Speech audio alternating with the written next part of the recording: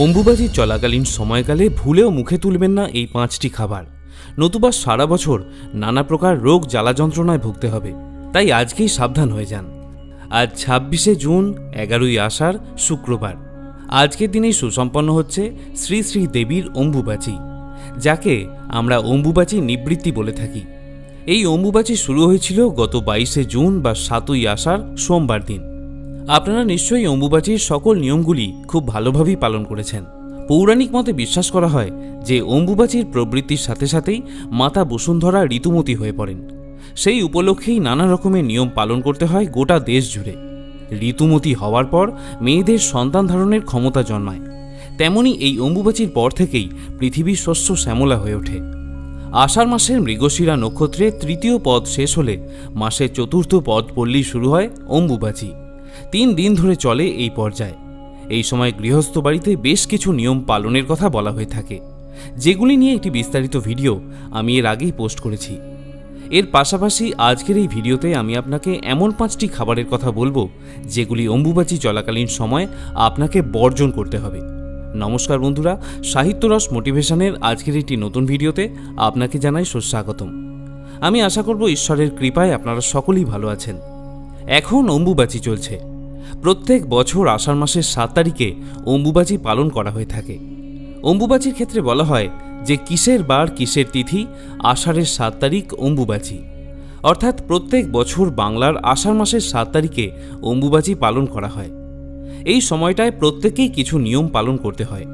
যদিও সন্ন্যাসী, ব্রহ্মচারী এবং বিধবারাই অম্বুবাচী চলাকালীন সময়ে বিশেষ নিয়ম পালন করে থাকেন, তবুও গৃহস্থ মানুষদের অম্বুবাচী চলাকালীন সময় বেশ কিছু নিয়ম এবং নিষেধ মানতে হয়, নতুবা সংসারে নানা প্রকারের অমঙ্গল হতে পারে।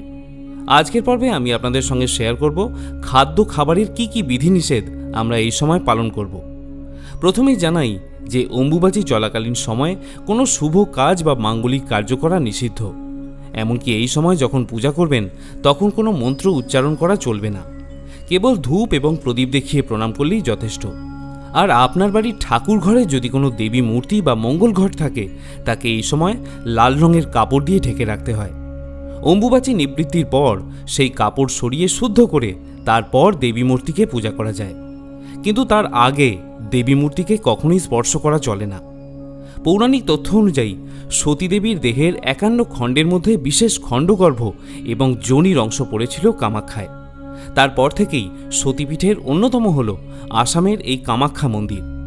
এটি তন্ত্র সাধনার জন্য অন্যতম পীঠস্থান বলে প্রচলিত।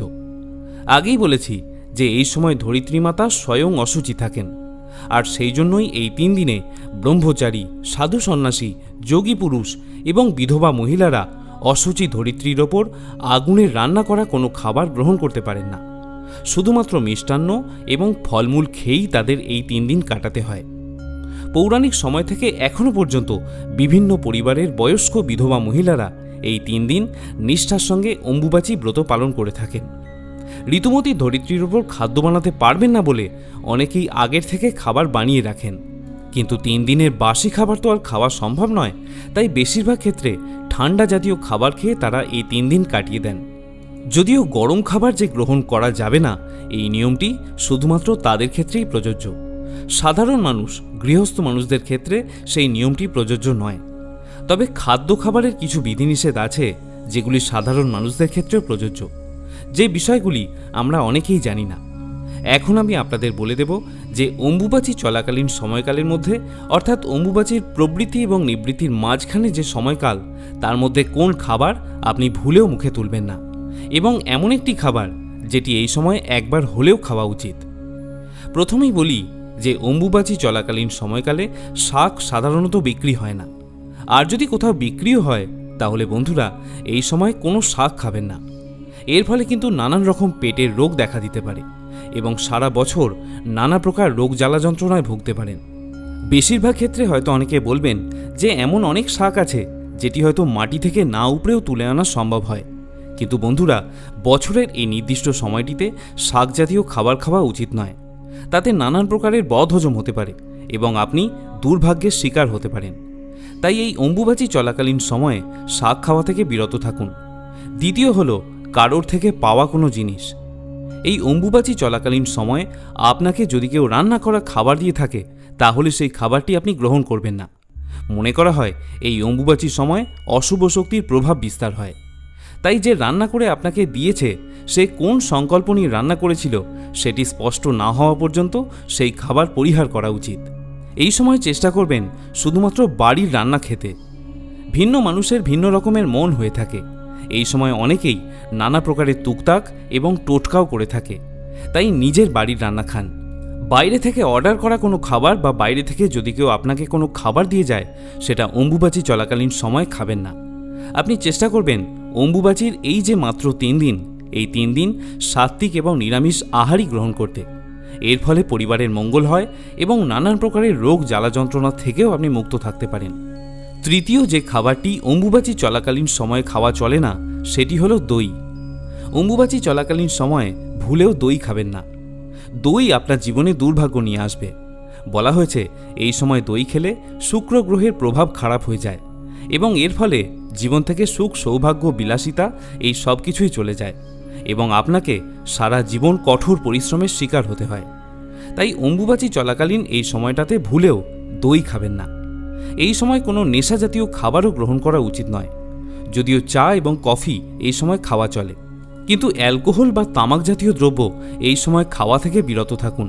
এমনকি তাম্বুল বা পানকেও এই সময় পরিহার করার চেষ্টা করুন। এর পাশাপাশি এই সময় কোনো টক বা তেঁতো জাতীয় খাবার গ্রহণ করা উচিত নয়, যেমন উচ্ছে, করলা, নিমপাতা, পাতিলেবু। মনে করা হয় যে এই সময় কোনো তেঁতো বা টক জাতীয় খাবার গ্রহণ করলে সেটি আপনার জীবনে তিক্ততা নিয়ে আসে। তাই বন্ধুরা, তেঁতো জাতীয় খাবারও এই সময় বর্জন করুন। এই অম্বুবাচীর 3 দিন সময়ের মধ্যে একদিন আপনি ফলাহারও করতে পারেন। শুধুমাত্র ফলাহার নয়, এই সময় ব্রাহ্মণকে ফল দান করাও অত্যন্ত শুভ কাজ। যদি আপনার পক্ষে তা সম্ভব হয় তাহলে 5 জন ব্রাহ্মণকে আপনি 5 রকমের ফল দান করতে পারেন এবং 3 জন বিধবা মহিলা যারা অম্বুবাচী ব্রত পালন করেন এবং ঠান্ডা খাবার খেয়ে অম্বুবাচী পালন করে থাকেন তাদের 3 জনকে এই সময় ফল এবং মিষ্টান্ন দান করতে পারেন। এর ফলে আপনার জীবনে দুর্ভোগ অনেকটাই কেটে যাবে এবং মা কামাখ্যার আশীর্বাদ আপনার ওপরে সদা বজায় থাকবে। এবারে শ্রোতা বন্ধুরা, আপনাদের বলবো এমন একটি খাবারের কথা যেটি এই অম্বুবাচী চলাকালীন সময়ে আপনারা প্রত্যেক দিন সেবন করতে পারেন। আর এই খাবারটি হলো আম এবং দুধ। সারা বছর সুস্থ ও নিরোগ থাকার জন্য এই সময় আম ও দুধ খাওয়ার নিয়ম আছে। শুধুমাত্র তাই নয়, সর্পভয় থেকে মুক্তির জন্য এই সময় আম এবং দুধ খাবার কথা বলা হয়ে থাকে। এর পাশাপাশি আপনারা আপনাদের ঠাকুরের সিংহাসনে যে সমস্ত আরাধ্য দেবতা আছেন সেখানেও আম এবং দুধের ভোগ দিতে পারেন। অম্বুবাচী চলাকালীন সময়ে এই ভোগ প্রসাদ হিসাবে আপনার বাড়ির প্রত্যেক সদস্য গ্রহণ করবেন। আরেকটি কথা এখানে বলে রাখা প্রয়োজন, অম্বুবাচী চলাকালীন সময়ে মাটি খুঁড়তে নেই এবং নতুন বৃক্ষ রোপণও করতে নেই। অনেকে প্রশ্ন করেন যে এই সময় তুলসী মাতাকে জল নিবেদন করা যাবে কিনা। হ্যাঁ, তুলসী মাতাকে অবশ্যই জল দিতে পারেন, তবে তুলসী গাছের গোড়া মাটি দিয়ে একটু উঁচু করে রাখতে হয়। অম্বুবাচী তিথি চলাকালীন যে কোনো একদিন স্বামী স্ত্রী একসঙ্গে উপবাস রাখতে পারলে খুব ভালো হয়। এতে সম্পর্কের বন্ধন যেমন দৃঢ় হয় তেমনি নিজেদের মধ্যে ভালোবাসাও বৃদ্ধি পায়। অম্বুবাচী শেষ হয়ে যাবার পর বাড়ির সদর দরজায় একটি লাল সুতো বাঁধুন এবং কামাখ্যা মায়ের কাছে আশীর্বাদ প্রার্থনা করুন। এতে অনাবশ্যক কোনো উপদ্রব থেকে গৃহকে মুক্ত রাখা যায়। এই কথা নিশ্চয়ই আপনি জানেন যে এই সময় বাড়িতে কোনো শুভ কাজ বা মাঙ্গলিক কার্য করা নিষিদ্ধ। এমনকি সকাল সন্ধ্যায় যখন ঠাকুর ঘরে গিয়ে পুজো করবেন তখন শুধুমাত্র ধূপ এবং প্রদীপ দেখিয়ে প্রণাম করলেই যথেষ্ট। কোনো রকম মন্ত্র উচ্চারণ এই সময় করতে নেই। শ্রোতা বন্ধুরা, এই অম্বুবাচীর সময় কামাখ্যা মন্দিরে লক্ষ লক্ষ ভক্তের আগমন ঘটে। এখানে বিভিন্ন রকমের যজ্ঞ এবং তন্ত্র আচারের নিয়ম হয়ে থাকে। মেলা বসলেও মন্দির থাকে বন্ধ। নাট মন্দিরে চত্বরে নামগান হয়ে থাকে। বেশ কিছু অতীতের মাহাত্ম্য এই ক্ষেত্রে রয়েছে। অসমের একজন বাসিন্দা নীলাক্ষী বর্মন বলেছেন, বহুদিন আগে এই মন্দিরের দরজা নিজে থেকেই বন্ধ হয়ে যেত, আবার তিথি ছাড়ার সঙ্গে সঙ্গে নিজে থেকেই খুলে যেত। এমনকি এও শোনা যেত তিথি শুরুর দিকে দেবীকে নতুন বস্ত্র দেওয়া হতো। 3 দিন পর সেই বস্ত্রের পূর্ব রং আর থাকতো না, সেটি নিজে থেকেই লাল বর্ণ ধারণ করত। তবে এখন সেসব অতীত। যুগ পরিবর্তনের সঙ্গে সঙ্গে অনেক পরিবর্তন এসেছে। প্রিয় শ্রোতা বন্ধুরা, আমি আশা করব অম্বুবাচী সংক্রান্ত এই তথ্যগুলি জেনে আপনি সমৃদ্ধ হয়েছেন এই সময় আসামের কামাখ্যা মায়ের মন্দিরে অনেক রকমের অদ্ভুত পূজা অর্চনা হয়ে থাকে, যেগুলি নিয়ে একটি বিস্তারিত ভিডিও আমি গতকাল পোস্ট করেছিলাম। আপনি চাইলে সেই ভিডিওটিও দেখে নিতে পারেন। যদি আপনি আমাদের চ্যানেলে নতুন শ্রোতা হয়ে থাকেন তাহলে অবশ্যই চ্যানেলটি সাবস্ক্রাইব করে রাখুন। আজকের মতো ভিডিওটি এখানেই শেষ করছি। সকলে ভালো থাকুন, সুস্থ থাকুন। জগৎজননী মা কামাখ্যার আশীর্বাদে আপনার জীবন ও পরিবার আরও সমৃদ্ধ হোক। জয় মা আদ্যাশক্তি।